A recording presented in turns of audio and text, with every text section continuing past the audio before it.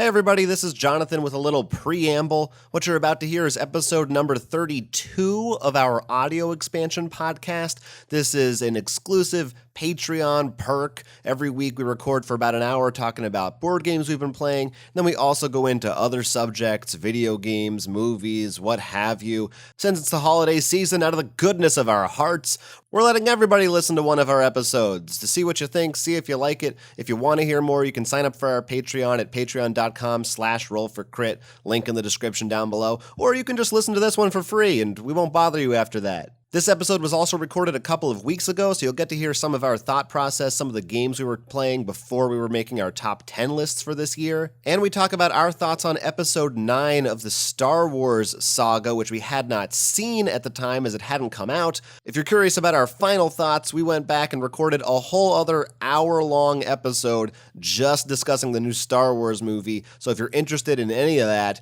you can hear that now by, again, signing up for our Patreon. There's other cool perks there, too, like you can talk in our Discord channel. Check it out. Anyway, I'm going to go. Now you can stop listening to me and start listening to me in the past, along with Will, of course, for our audio expansion podcast. Happy holidays, guys. 'Tis the season for the Roll for Crit audio expansion, our exclusive Patreon podcast. It's always the season, though. Every single week, we always do one. But this week especially, it's the season. I'm Jonathan. I'm Will. And that's right. Our podcast is evergreen. But like a tree. Of course. Like a Christmas tree. Unless you cut it down to leave it in your house and try to pretend that everything looks pretty while it's screaming and dying on the inside. You got all those pine needles around? That's sort of like its organs and skin. Well, small fact, scientists, I don't know why they decided to do this, but they actually use these like really powerful microphones that can pick up like the tiniest sounds and like, yeah, plants scream. Like, who's the guy who thought of that? Some bitter guy who like got dumped by a vegan. He wanted revenge. We're getting off to a really weird start this week, but we have a lot of very interesting games to talk about. We had a real big game night this past Saturday. That's when we sometimes have them. So let's not waste any more time. Let's talk about some games. Game night. So we started off with the Ancient World. Now, this is the second edition, not the first edition. I know the first edition was one that you wanted to get, and you finally decided to pick up the second edition. Yeah, I'd heard, for some reason, this designer, Ryan Laukat, I'm not sure how you pronounce his last name, but he's done this game. He did Above and Below and Near and Far. And I always see his name, and his games always get really good reception, but we've just never gotten around to actually being able to try one of them. So this was the first one that I don't know why. It was a few months ago. I got it. I got a copy of it. And it's a worker placement game. That was kind of a theme. We had a couple themes going on tonight. But this one was a worker placement game. Takes place in an ancient world, hence the title. And you are trying to fight off titans to protect your land, grow your population, carry out tasks to build new parts of your empire, which are essentially just cards you put out that give you more abilities that ultimately lead back to you collecting these banners. Every card has a different colored banner, and you get points based on the sets of those banners. So more red ones, more purple ones. It's as simple as that, and having more of those colors at the end of the game will get you more points. You have these workers, which I will say, because we played a 2-player game, they have number values that didn't come up too often.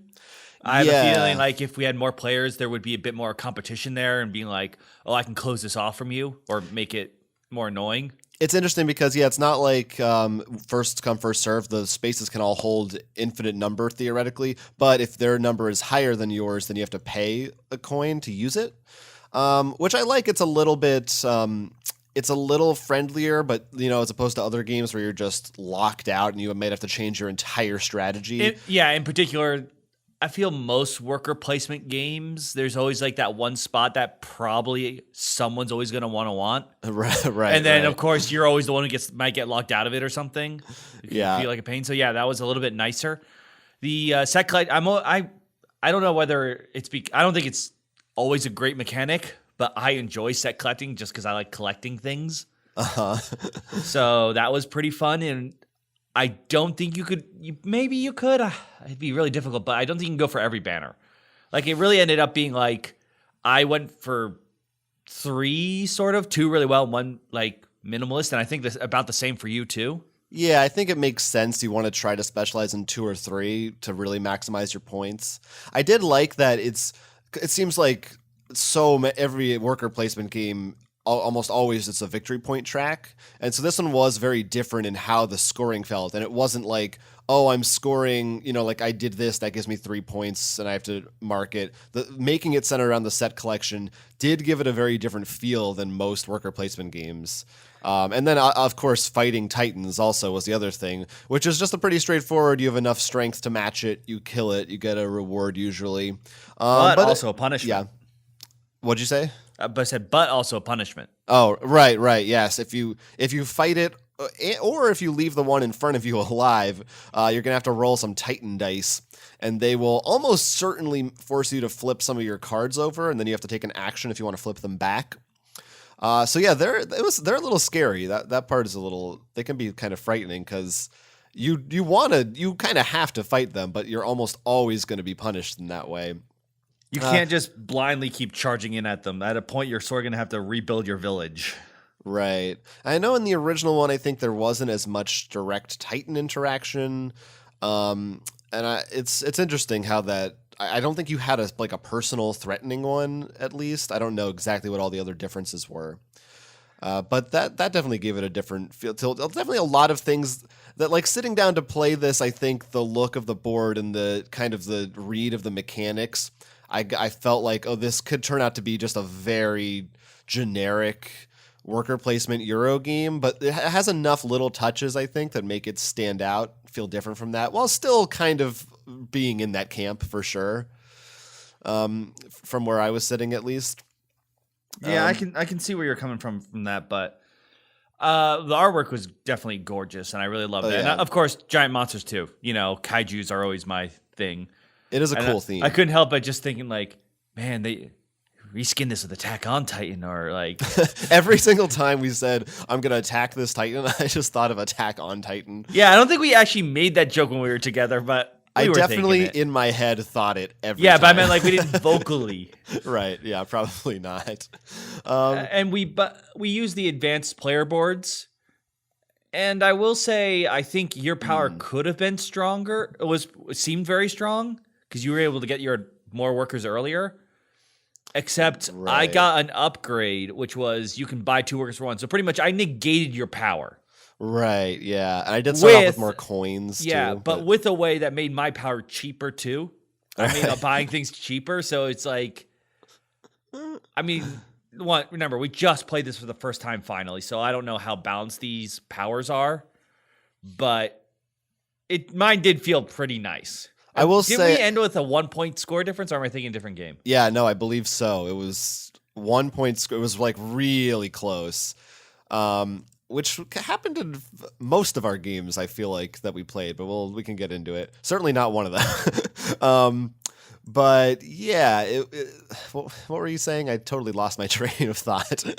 Overall, I liked it. Yeah, I do think the powers, if you are playing for the first time, they recommend not to use them. I think you could totally use them. They're not they're not complicated. I guess they just might unbalance it if maybe some players aren't as familiar with games. Sometimes I think some powers are probably easier to wrap your head around than others, and you may feel like they're overpowered, like in this case, but someone could be like, no, once you play online, it's like you just got lucky. Right. But that kind of thing. So I definitely didn't feel like, maybe you felt really good about yours, but I didn't feel like, oh, I'm at a big disadvantage. I felt good about mine, but I didn't feel like... Because I will say there are times when I play a card, I'm like, okay, I feel like I'm getting a good advantage over you. I just feel like, oh, this is nice. But that's because my power was have a discount. I mean, any game, if you have something that says have a discount, which actually I think we will get back to later in this podcast, it's usually something you feel good about. Yeah, that seemed pretty good. Also, something else weird about this game that we were talking about is the fact that it comes with both cardboard pieces and wooden 3D pieces for some of the components of the game. Yeah, we weren't really sure. Why would they include both? Can you get both in the game? And as far as we can tell, You cannot.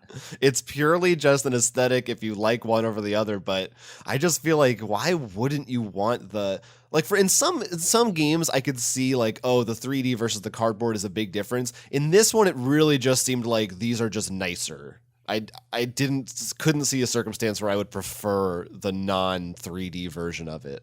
Same. But I don't know. It's nice to include both. I guess it's more stuff. And I'm guessing it couldn't have added to the cost that much. I think the game is only like $40 or something. It's not like a really expensive game. So that's the Ancient World. And we got into a real big one, Cartographers, which is the last of the role player series that we have yet to experience for ourselves. This is the roll, so it's not a roll and write. It's a flip and write. And you had also done, I don't know if you want to talk about now, a solo play of it beforehand.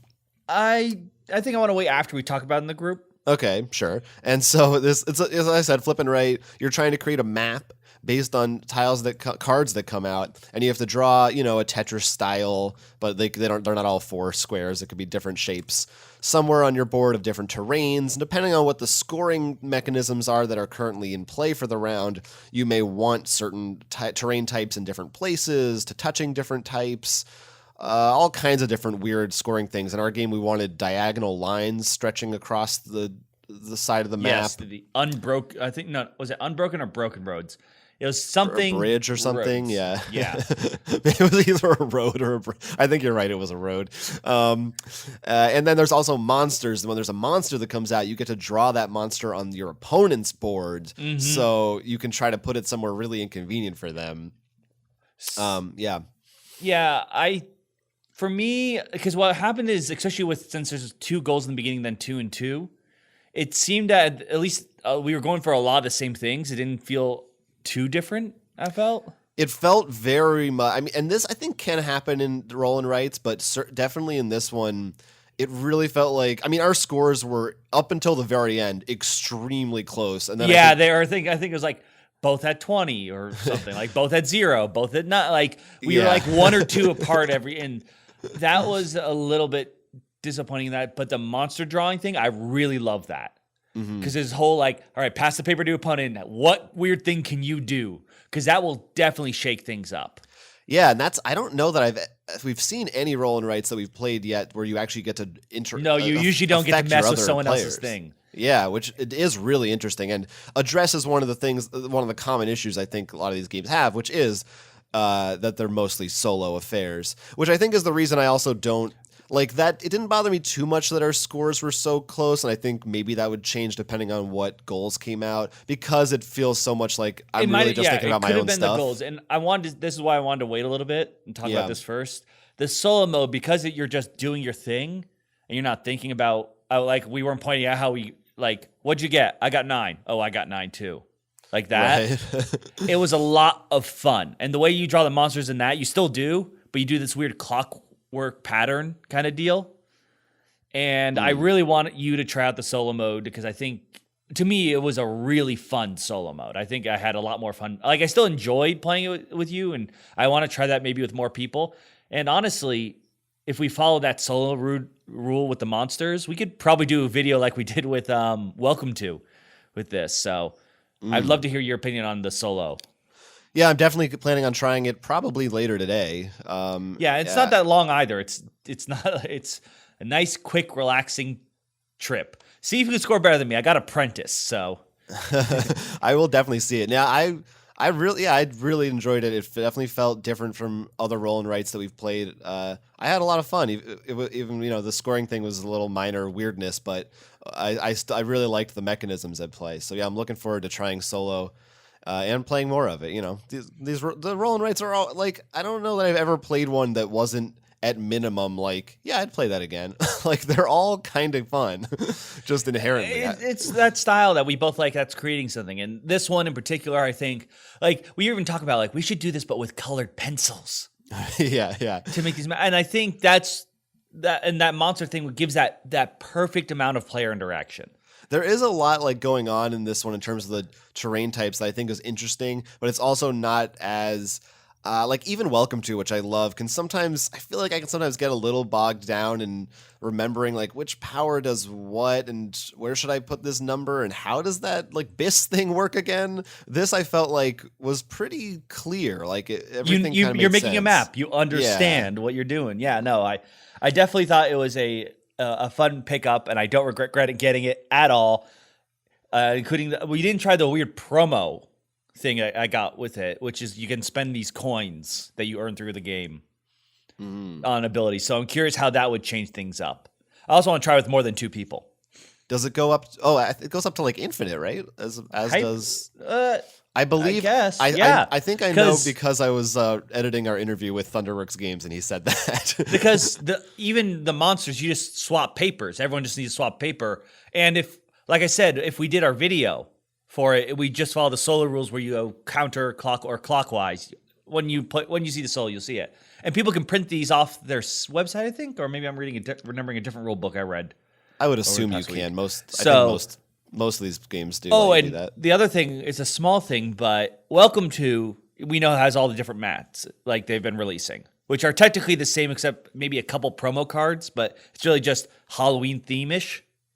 Mm-hmm. This one comes with each paper is double-sided, and the map's slightly different. So hypothetically, if they did a little like bonus map thing for this, they could actually make, and I'd love them to do, is actually like, oh, this one already has a river going through it or something. This one has one huge mountain. I didn't look at it. Is it just the 2 sides? Are there more? As far as I know, layouts? it's just the 2. Okay. But that's another small. It's a small thing, but it's nice to help spice up. Replays. I still need to try out the solo mode of the Imperial Settlers Roll and Write, which was all interesting in the same way because the multiplayer game I think only had 1, maybe 2 layouts, whereas the solo campaign like had every map was different, which seemed like much more interesting. Yeah, I mean that's definitely an easy way I think to vary your roll and write and make it fun. And now, did the video come out yet for this for Thunderworks? It will have been out when this is up. Yeah. Okay, because I was gonna say he talked about how they may be continuing on with your character and stuff. Right. Now, you make the map. That's where you're exploring. This is all just a huge DM kit. You're going to play through these games so you can make your campaign. It is kind of amazing. Yeah, it's pretty cool. All right. So next up, we played a very big game, Paladins of the West Kingdom. This is the follow-up to Architects of the West Kingdom. And we did not play that one, but we have played this one. It's another worker placement in which you're trying to defend your kingdom. You've been sent out by the king with all his knights, his paladins, and your goal is to get most of his orders done. And what's a little different with this compared to worker placement again is you each have your own board. You're not going to be sharing the places where you can place workers. I don't know if there's a term for that. You really are focusing on how you're going to move your workers, and you have a bunch of different kinds. There's fighters, which are red, in some spaces only let red spots. There's white ones, which are really your basic ones. There are green scouts that are criminals, which are wild, but they earn you these suspicion cards, which can punish you a little bit later. And the game pretty much goes on for 7 rounds, with the first 3 rounds showing you sort of the main goals of the game, get at least 5 monks out, 5 walls, whatever those are, as well as some extra actions. The king's, I think those are king's decrees, and the other ones are king's favors. Sounds right. Yeah, so there are, as the game goes on, there will be some action spaces that players can compete for, in addition to your personal boards. I thought that was really a fascinating idea, a worker placement, but making it more of a personal experience. It felt almost like a combo of our first 2 games of the night in a weird way. And I did like the Ancient World a lot, but I will say playing this so close next to it, I think it made Ancient World look kind of bad in comparison. I thought this was oh wow, this is really taking the worker placement and really doing some cool stuff with it. Well, not only that, like I said, because you have your own boards, I really wasn't being there's still some things, but I feel a lot of worker placement, I gotta take that just so I can get it. Uh-huh. When this, because you have your own boards, I'm all right, how can I maximize? and get an engine going. And we talked about like near the end, I was getting a lot of workers. I can't tell you how though. Like usually you can be like, oh yeah, I made this crazy engine. I'm like, oh, I guess I just did stuff. Right. That's the other really fascinating thing is it's almost every worker placement game. It's you have 5 workers and then maybe there's a space you can get more. In this game, you got new workers each round of different types. So and then depending on what you did, you could get those workers. You could get new workers by taking actions, but everyone had that option. So it didn't have the thing so many of these games we always talk about it, where if there's a spot that gives you an extra worker, like it is always the space to go to. Yes, always.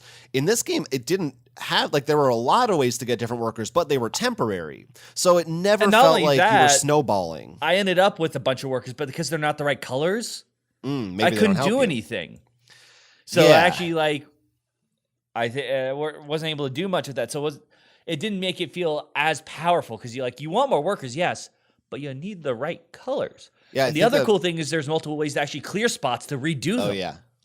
Yeah. So yeah, I had a lot of fun with this.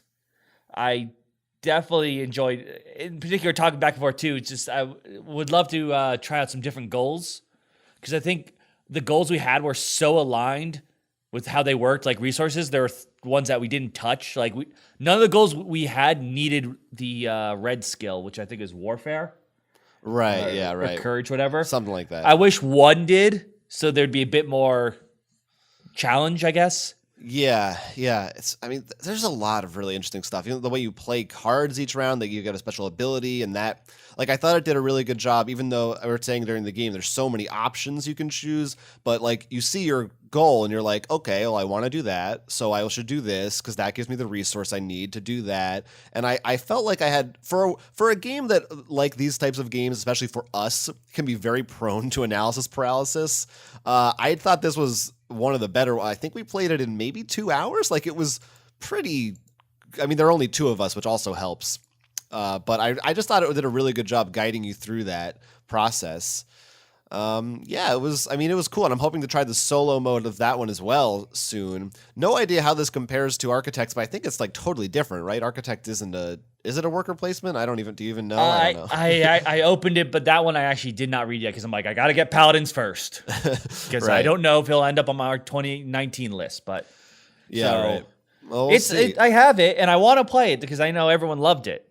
You know, it was one of those games, part of our regrets of last year.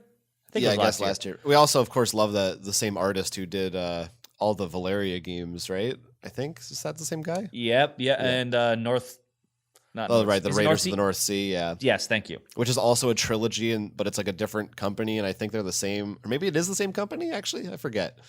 I get it confused. The problem is and I'm happy the artist is, like, different people are picking him up, that he didn't get slotted into one game. Like, right. I feel bad about the. I'm blanking on his name, but he did all the Munchkin artwork. Yes, but because I always saw John him in Kovalik. Munchkin. Yes, thank you. I always think Munchkin. Right. But because this guy's he's quickly getting a hit of a bunch of games. He didn't get it. It's like getting typecasted, I guess. It is interesting seeing these, like, big board game artists. We also have, I think Elizabeth Sobel is the one who did Wingspan and Calico. Mm-hmm. That, like, they're really sought after. There's like some quality that they can figure out what sells a box. Now, what I need is actually, I guess I could. I'm gonna get back to this. There's a small when we get to the bonus round, I guess, for a small, fun, interesting thing. Okay, all right, sounds good. Well, before we do that, there was one more game we played for the night. It's called Museum. This is one I know you had your eye on for a long time. It's one of those games also that has another beautiful artwork. And It really, as we started off with a set collecting and worker placement, Paladins came back to worker placement, and this comes back to set collecting. Yeah. Except, I think as you said, you've never seen set collections get so big. It's really, like, I feel like most set collection games are some kind of, like, it's a set collection with this other element involved. This was really pure set collection. You're getting cards of different colors. You're deciding where they go. I mean, there's more to it. There's powers and there's organization and stuff, but it really feels like that's the predominant mechanic in this game. Right. The big thing is your cards, pretty much their cost is also what you score, But to pay for them, you discard cards from your hand with their cost, and other people can buy from your discard. So it's this whole idea of not simply just putting in the museum what you want, but you may want to pay with things that may be less desirable or maybe more desirable. So people have to pay you for those items. Yeah, and then by the end of the game, you'll have all these different cards that'll represent different objects or locations or whatever it is in your museum. And you can organize them however you want, and you get points based on the color and the symbol and how you've set them up and which ones are touching each other to make a set. So that's a whole, and you have like what 25? It depends on which the museum layout. You have different layouts. We use the one where we have the same layout because I didn't even know until the end of the game that they were different on each side because they didn't say in the rule book. We used the one with the same, which was 25. So it's a lot. Pretty much 5 columns that can hold 5 relics. And you can really get like in the weeds about how you're gonna like trying to optimize and min-max the best possible layout of your museum. And I was definitely starting to feel we had played 3 games, at least one of them pretty heavy, and it was a little bit later at night. And I was really my brain was starting to hurt with this game. Still going on, but I had some caffeine earlier, so hey, so did I. But I don't. For some reason, the which types of sets reward you was just.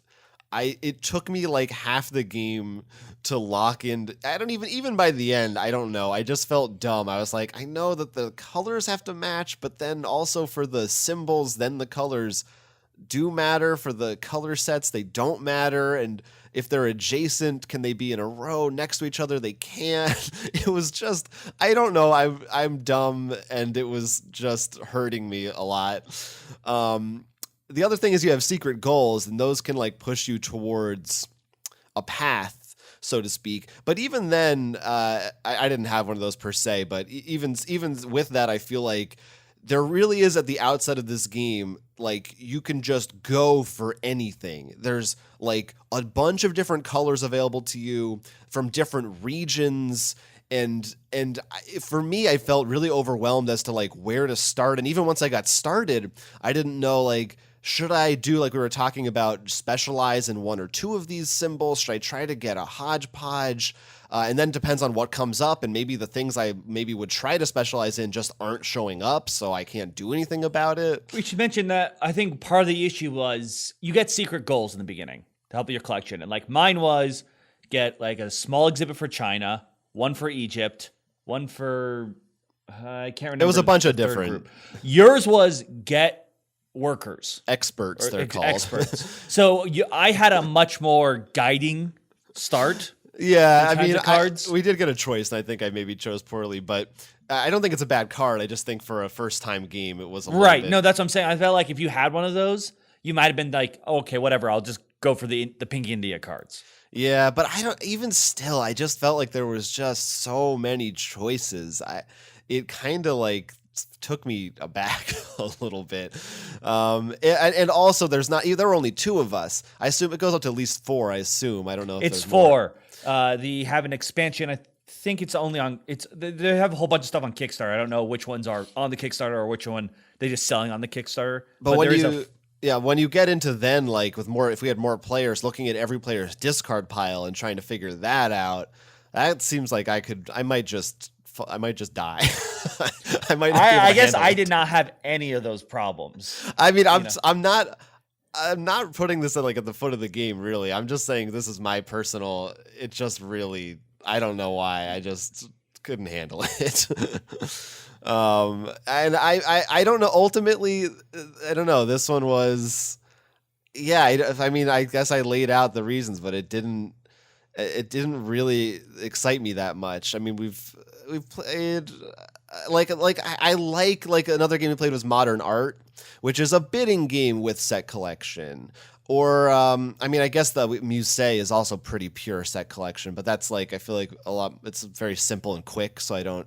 Whereas this, I feel like feels like it has more weight to it, but it's still like more of one thing, so it really just goes down this rabbit hole of set collection. And I guess maybe for me that just isn't as much my thing.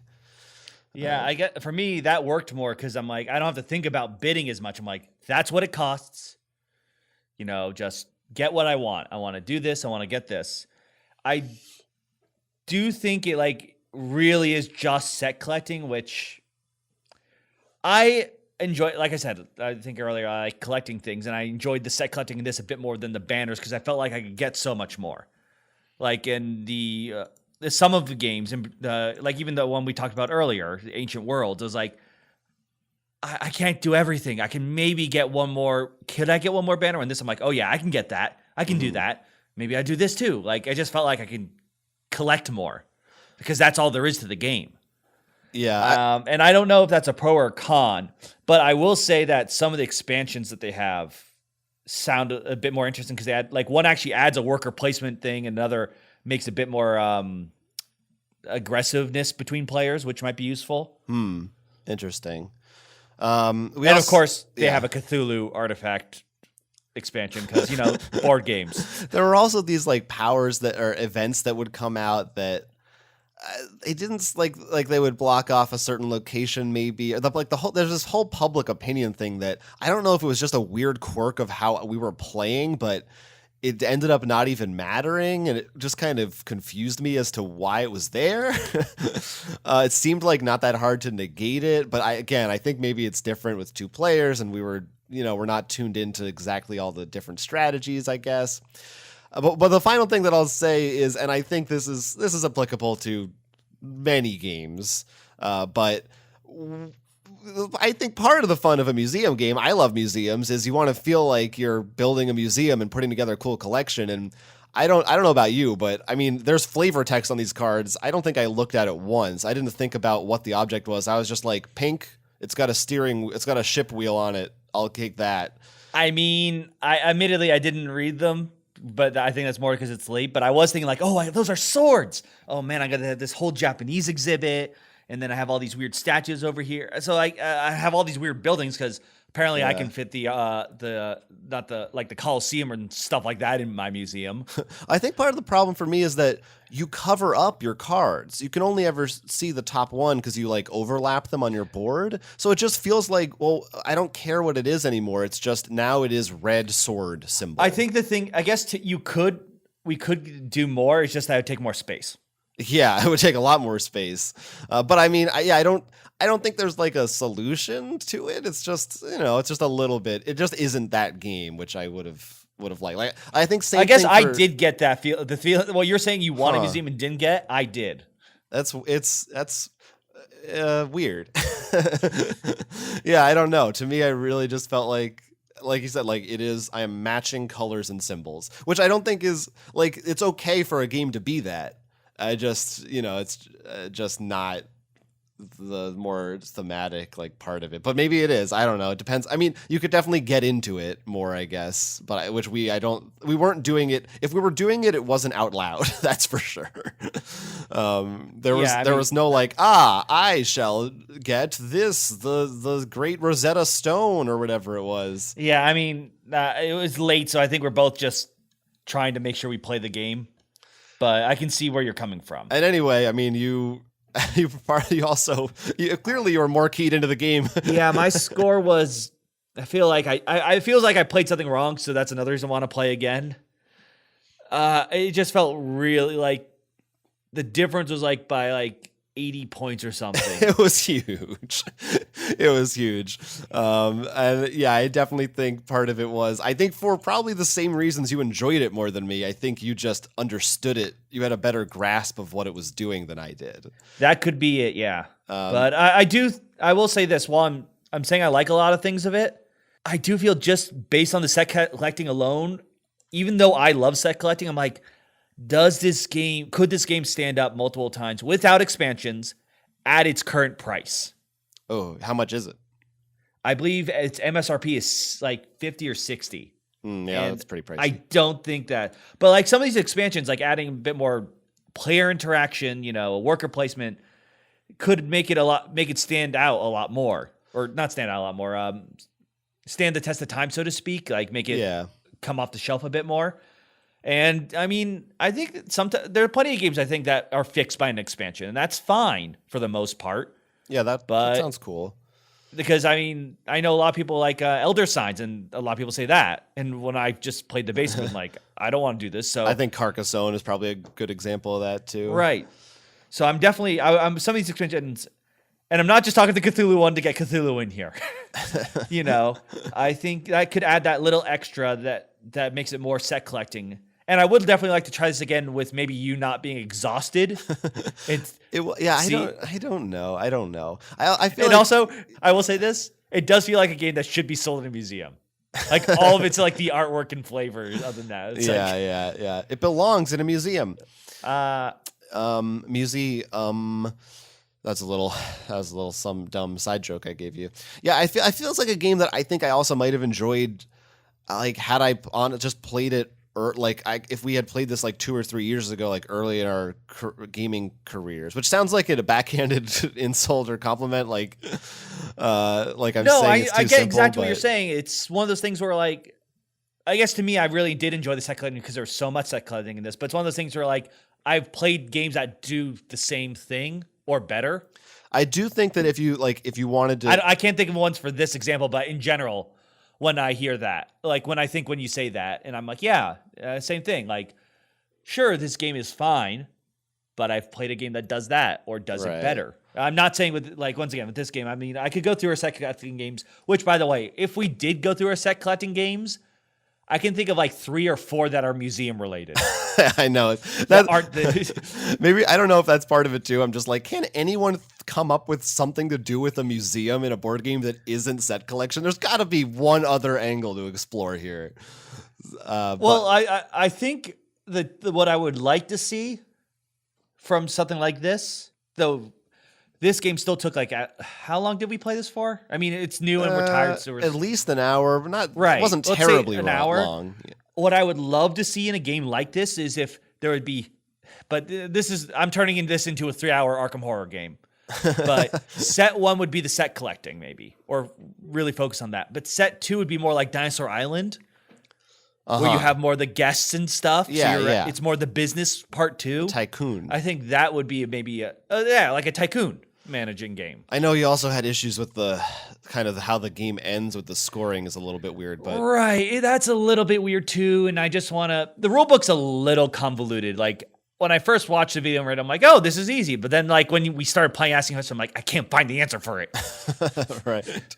But anyway, I mean, it's not like I nitpicked a lot of it, but I mean, I think it's a fine game. It just I just had some issues with it I can see like I enjoyed a lot of it, but I think things I enjoyed aren't because like the things I enjoyed in Paladins of the West Kingdom are because they're great design choices. The things I enjoyed in this, I think, is it's Will Keeler choices. I don't know if that makes sense. It's sort of like how I love Godzilla and Power Rangers, but I don't think you're going to be putting Power Rangers in the most influential top shows of all time. Yeah. I'll say this overall about the night. I won't specify which games. Maybe you can guess based on listening to this. But one or more of them kind of annoyed me in that I thought they were really good, and they're making me have to rework and rethink about my top 10 list that we're recording very soon. I was like, I planned for that actually. So I was just like, all right, these ones are probably going to fall if this is good. So I came to this game night knowing that was a high probability because I wanted that to happen. I feel like I have a lot of big runners up this year. It's hard. I'm having trouble fitting in my actual full 10 right now. But no more spoilers on that. We'll definitely talk about that very soon. Okay. Anyways, let's now enter the bonus round. I don't know if we talked about on this podcast, but Magic did this thing called Secret Lairs. The idea behind it is for one day only, they're going to sell a set of cards. Not random. You'll see the set before, and they have a theme going. Like one example was all cat cards, like if you're building a cat deck that are really strong. But the other thing is they also got like unique artists to work on them. The cat one, they were all like chibi cute and stuff. And there's a bunch of other ones, and so they have a small theme. Now, there's no limit, which thank God. You know, it's not like first 5,000 people to come get it only, which of course crashes the website, makes people feel left out. And there's some other issues too, which I won't get to them. I think that's there are better people out there who can talk to you about that. Here I am. Now I'm going to tell you about.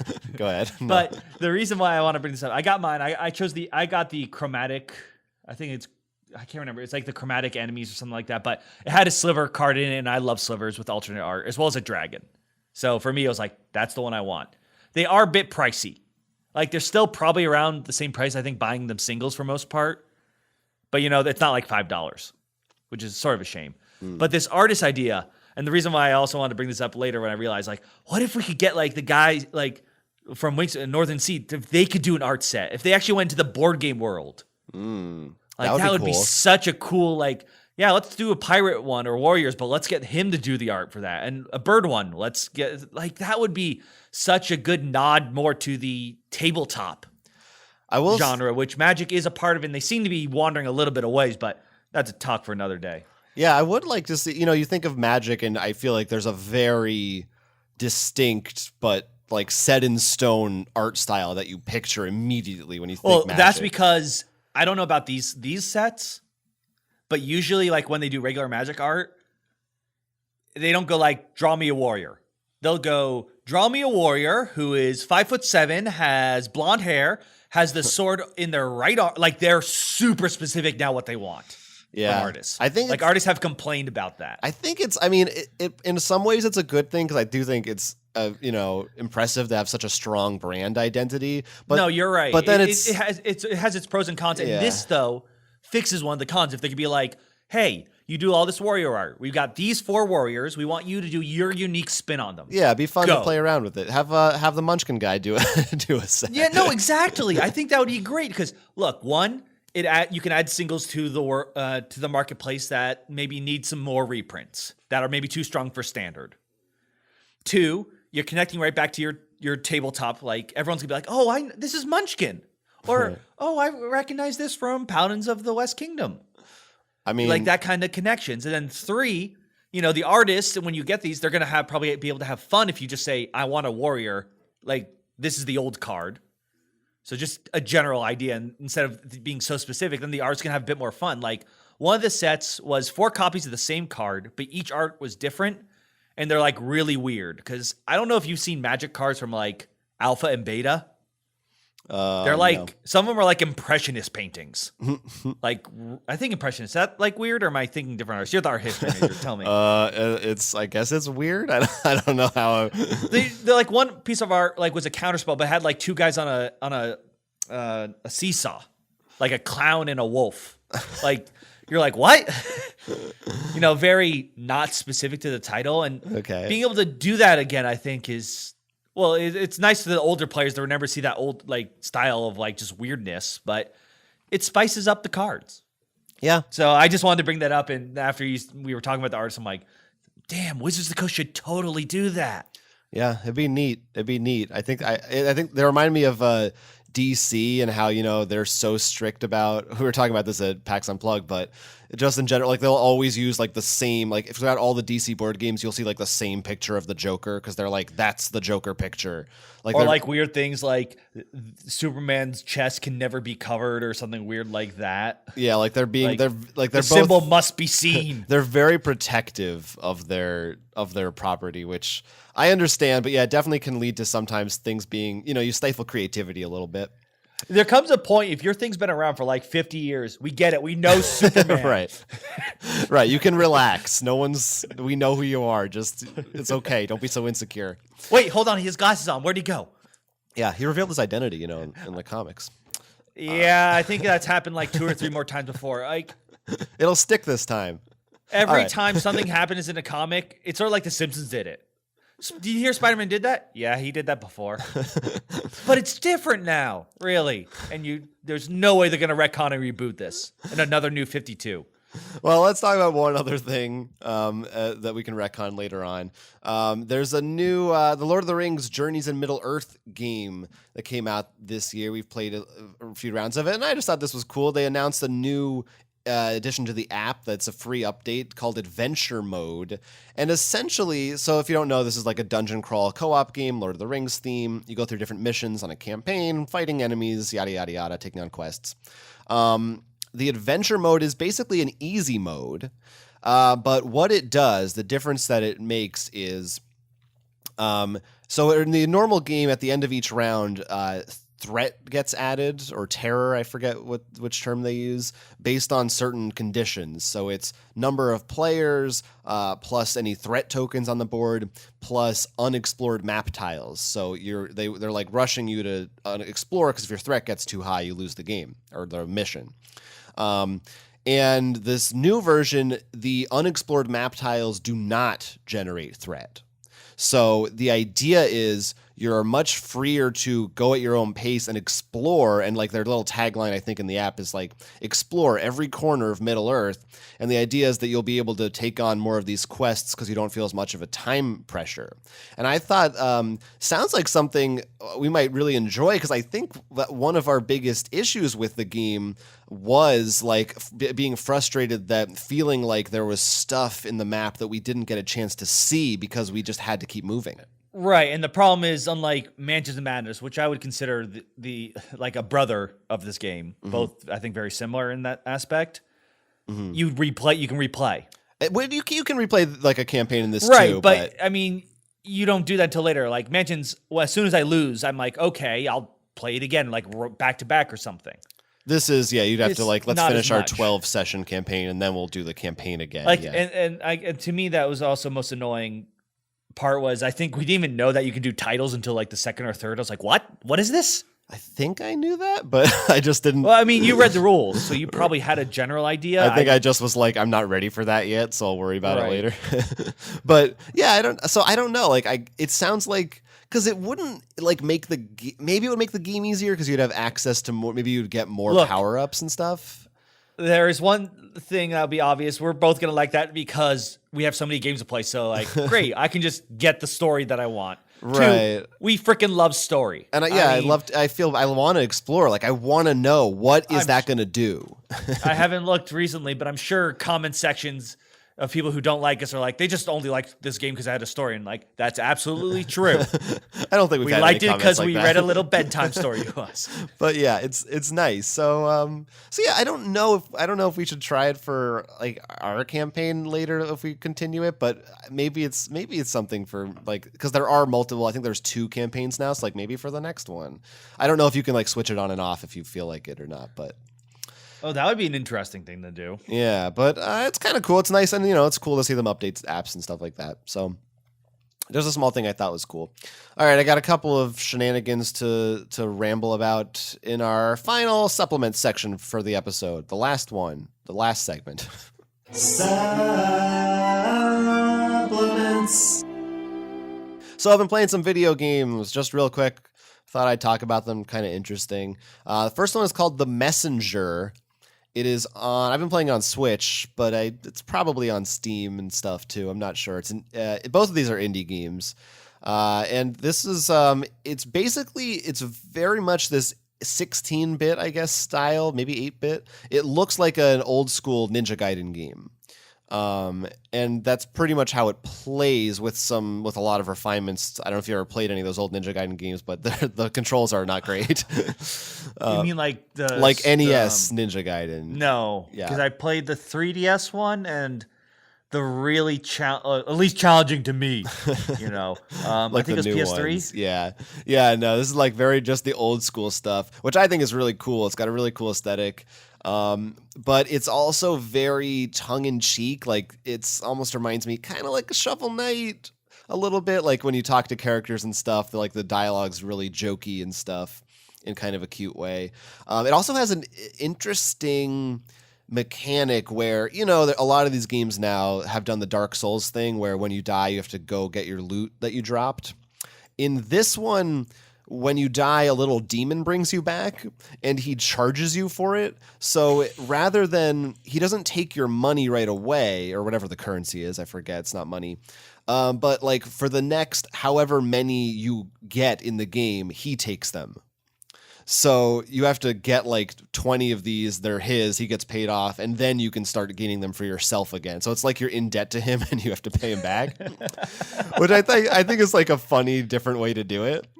And also like the point that I'm at, so I've seen this. It almost seems like a spoiler, but I think at this point, like, it is something they market the game as.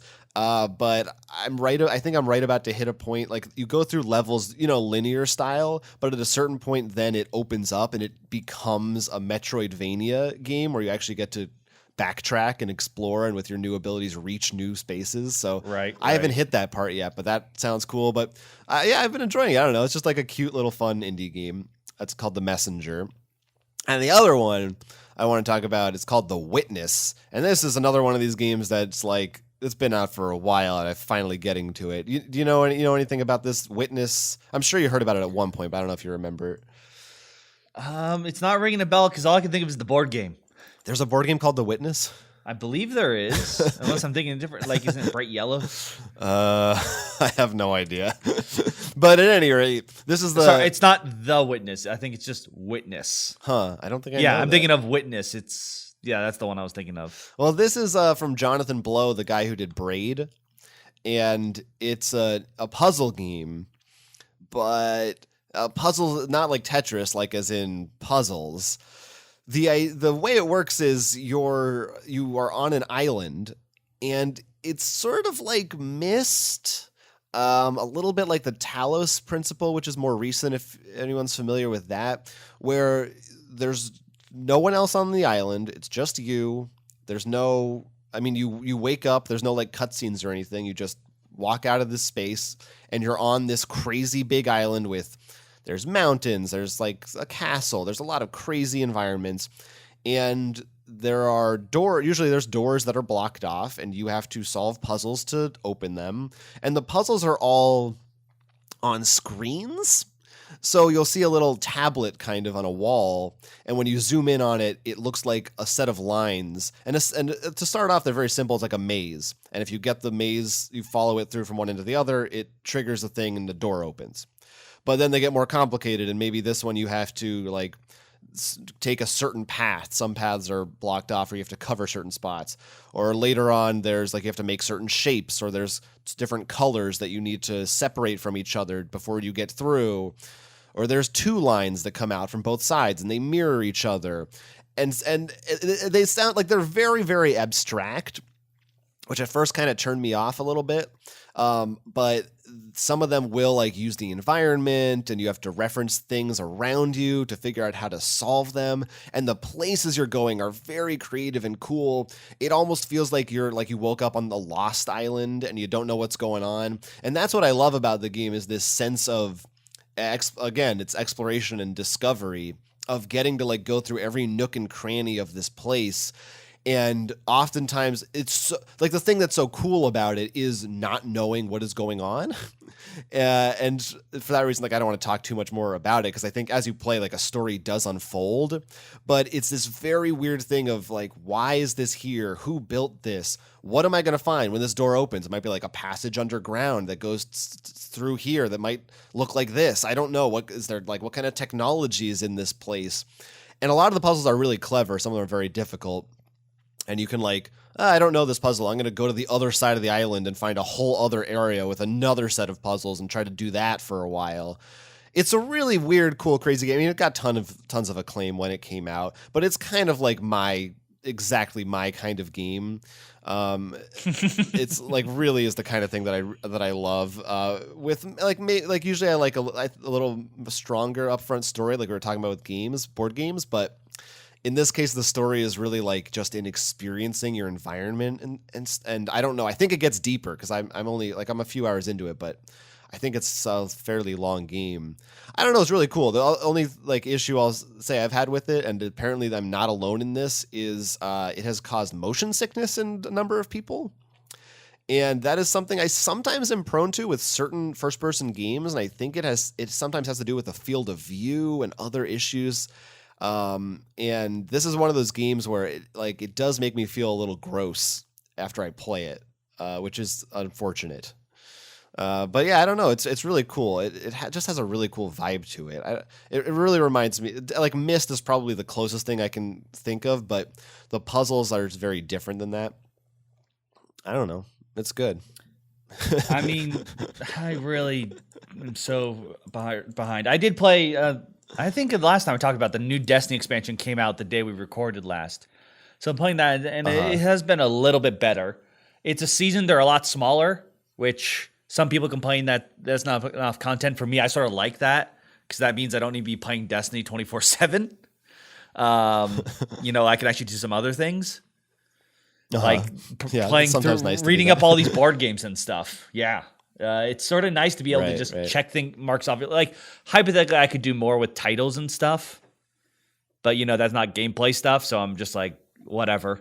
I got the lore-related ones. The story. Once again, that's what I'm here for. And, I'm this one story has been the best. There's a character who was killed off. Like, he was known as one of the best Titans. Like, that's one of the warrior classes, like, equivalent of Paladin. And we actually go back in time and give him his shotgun, which he gave to us earlier in another timeline. So now we might actually be messing with time to save him. And you can't mess with time. Russian Haven't you seen Rick and Morty? Those two guys will come and beat you up. Yeah. Oh, look, we're paracausal beings. Let's let them see them try. I don't know which episode you're referring to.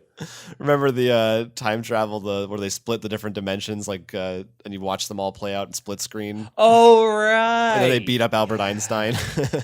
Yeah. I feel mess with time. You guys like when we just quote Rick and Morty on this podcast, right? That's fun. Oh God, you've been keeping up with Rick and Morty? I actually haven't. I just watched the last of the first, because they're only airing the first 4, and now and it was pretty good. It was pretty weird and wild and funny. I keep forgetting about that. I think it's just because I completely stopped watching cable, kind of. Like, everything's just streaming for me, so if it wasn't on a streaming service, I don't remember it happening. Yeah, I still got my hooks in those big ones that I like to follow. And this is the last podcast episode that you will hear before we have both watched the new Star Wars movie. That is true. No, this is the last one ever. We're ending it right now. I'm a little nervous, and I'm very, very excited to watch that. I mean, and you want to just the tease. Like, do you have any? Are you excited for? Are you worried? What are your expectations going into the episode 9? And not without saying anything for my sake, because I have not. I don't even know anything. I haven't watched a single trailer. I haven't looked at a poster. Okay, that's not true then. I know one thing, but it could be story related, but not likely. So, but it's not even worth mentioning. Okay. So I mean, what's your? I don't even know, purposely avoiding it. But yeah, because Star Wars. First of all, because the other 2 movies I didn't hate, which apparently I'm in a weird boat with that. I'm like, this movie's probably going to be fine at worst. Like, I don't think it's going to be right. Episodes 1 through 3, kind of. Yeah, Phantom Menace and because of that, because I think it'll still be fine, and it's because it really is an event. I'm excited to just be like a part of it. Yeah. So I'm like, for part of me, I'm like, you know what? We're still gonna have fun.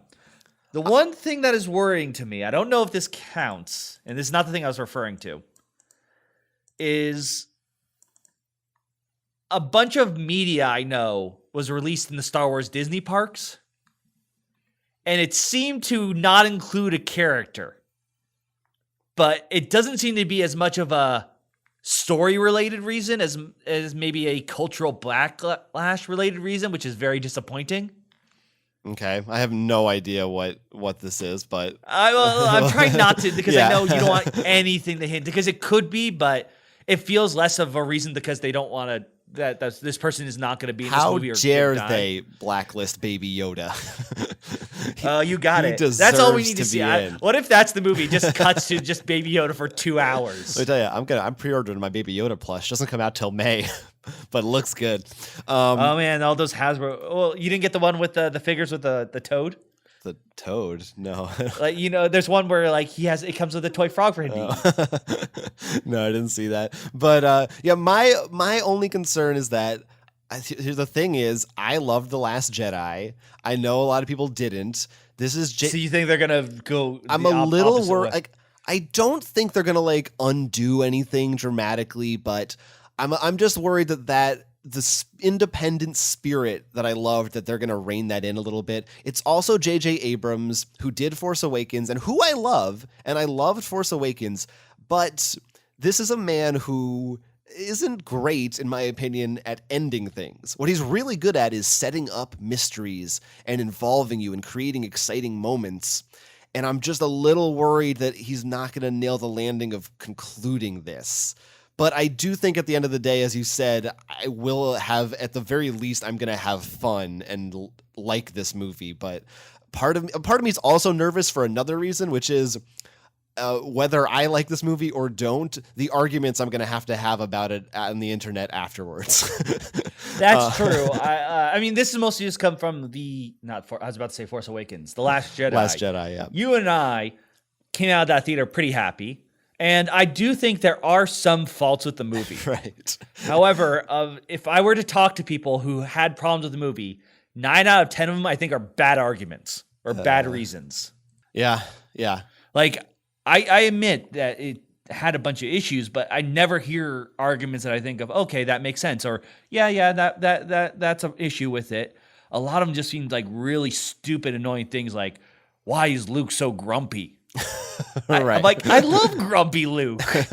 Yeah, I mean, yeah. For me, no movie. Well, some movies are perfect. This one's not perfect, but it's to me is about as close to perfect as I could hope for a Star Wars movie. I mean, I loved it.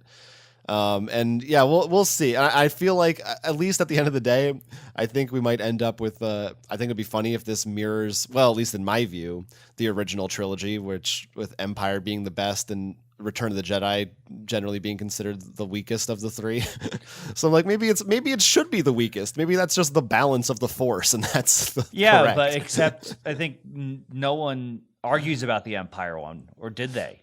Not that today they don't, but of course, it's been 40 years. I was curious if you actually knew anything about that. I do know that when Empire came out, because this came up when people were angry about Last Jedi, there were some people who were like, this one, why is this one so much darker? And like this is weird. Or like, who is this green Muppet dude? Like, this is dumb. Wait a minute, he's his dad? Like, this doesn't make any sense. I'm sorry, but like you saying like, who's this green Muppet dude? Now, all in my head, I just saw like 50 years later, Baby Yoda, Baby Yoda. Yeah, I mean, there's definitely, those things are so ingrained now that like they're almost beyond criticism because people just grew up with them. So it's like, why would I criticize it? That's just what it is.